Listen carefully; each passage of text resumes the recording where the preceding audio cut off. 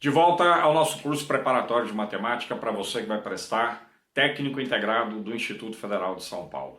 Estou trazendo agora uma questão que caiu na prova tipo A, é a última prova que rolou no Instituto, questão de número 19. Acompanha comigo, vamos resolver.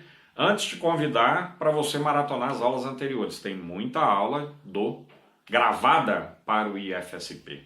Vamos lá, questão de número 19 diz assim: uma das formas de se representar uma função é por meio de um gráfico.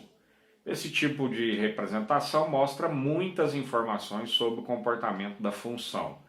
De acordo com a análise do gráfico abaixo, você está vendo aí o gráfico, vai encher a tela, julgue as informações a seguir. Duas informações são muito importantes quando você olha esse gráfico. Sempre falo para meus alunos o seguinte: olha, para construir um gráfico, sempre pense onde esse gráfico, para construir um gráfico de uma função, que é uma função afim, o pessoal antigamente falava função do primeiro grau, mas o termo correto é função afim. Sempre se preocupe em saber onde essa função corta o eixo X e o eixo Y, certo? No caso aí, você está vendo, está marcado para você, essa função está cortando o ponto de coordenadas, ou está passando pelos pontos de coordenadas 0 e 3, certo? O que significa isso aqui? Você tem um eixo X que está na horizontal, tem um eixo Y que está na vertical. O X vale 0, certo? Como é que você descobre isso?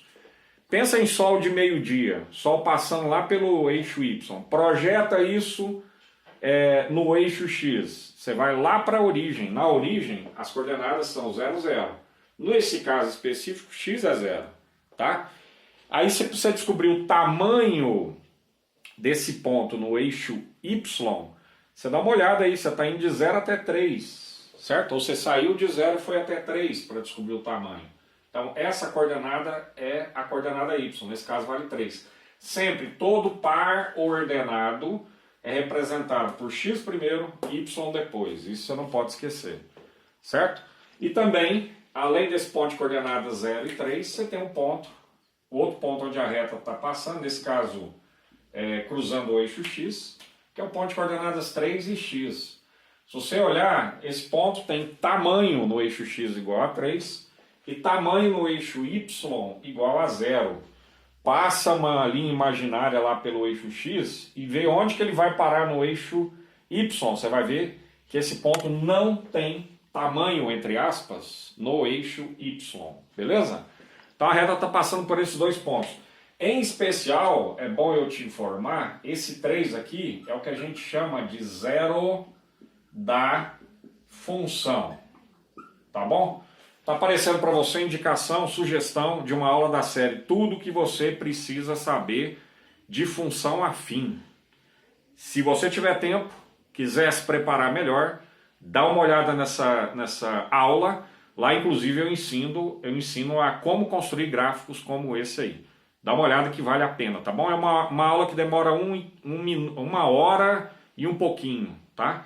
Mas é uma aula que, a partir do momento que você sai dessa aula, você assistiu essa aula, você está em outro patamar em relação à função afim. Lembrando, você vai perceber isso na playlist, tem vários exercícios de função afim. Vai cair nessa prova agora? Vai, porque cai em todas as provas, tá? Eu me recordo de ter resolvido 2 ou 3 exercícios desses no ano passado. Tá nessa playlist, ok? A playlist está na descrição. Então vamos observar cada uma dessas informações, ó. O gráfico representa uma função afim? Sim. Também conhecido como função polinomial de primeiro grau? Fechou. É isso, eu já até comentei isso no vídeo agora. Item 2. O gráfico representa uma função linear? Não.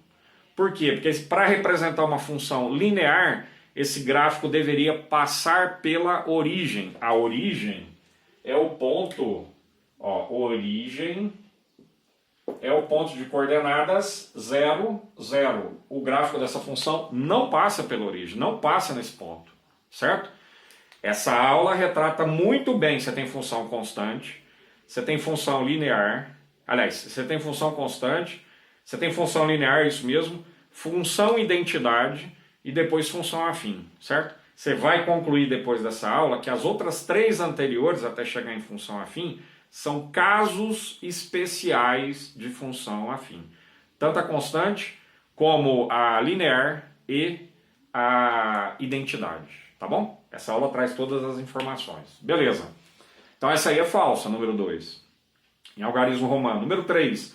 À medida que os valores das abscissas aumentam, os valores das ordenadas diminuem. Ó, informação importante. Abscissa nada mais é do que o eixo X. Beleza?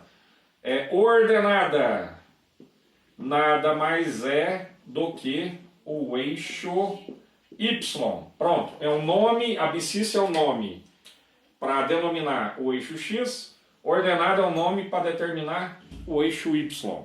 Então está dizendo aí, à medida que os valores das abscissas aumentam, os valores das ordenadas diminuem. Sim, porque essa função que você está vendo aí é uma função decrescente.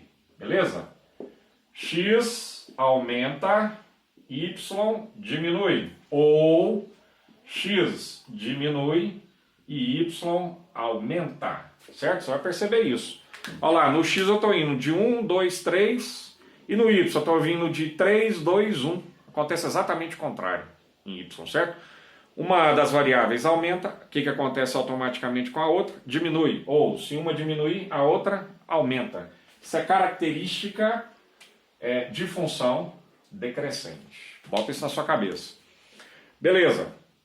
A função intercepta o eixo das abscissas no ponto de coordenadas 3 e 0. Ou a função, ou o gráfico da função, melhor dizendo. O gráfico da função intercepta o eixo das abscissas, que é o eixo X, no ponto de coordenadas 3 e 0. Sim, X vale 3 e Y vale 0. É exatamente nesse ponto, tá? Item 5, os valores das ordenadas variam de forma diretamente proporcional aos valores das abscissas. Sim, você vai perceber que à medida que no caso aí o X aumenta de 1 unidade, o Y diminui de 1 unidade. Ó, você tem primeiro o ponto de coordenadas 0, 3, olha lá em cima, beleza? Depois 1 e 2. Depois, 2 em 1. Depois, 3 e 0. Você percebeu que X está aumentando 1 unidade e Y está caindo 1 unidade? Por isso que essa variação ocorre de maneira diretamente proporcional. Então, na hora que você for marcar, estão corretas as opções. A letra B é a opção correta para esse exercício, tá bom?